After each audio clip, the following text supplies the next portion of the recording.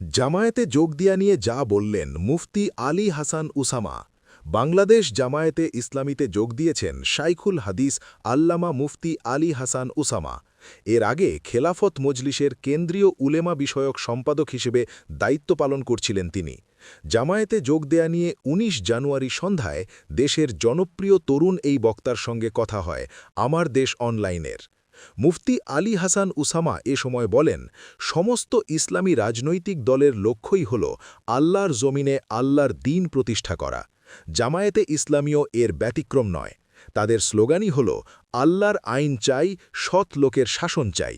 হ্যাঁ, বিদ্যমান কাঠামোর ভেতরে থেকে একদিনেই আমূল পরিবর্তন সম্ভব নয়, কিন্তু সংস্কারের বীজ বপন করলে একদিন তা বৃহৎ মহিরুহে পরিণত হবে ইনশাআল্লাহ।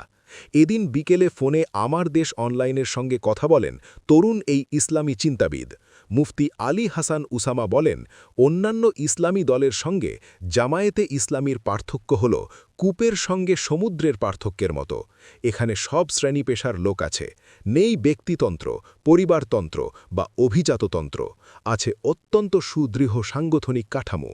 এখানের প্রতিটি মানুষ পারস্পরিক হৃদ্যতা ও ভালোবাসার ক্ষেত্রে যেন সীসা ঢালা প্রাচীর।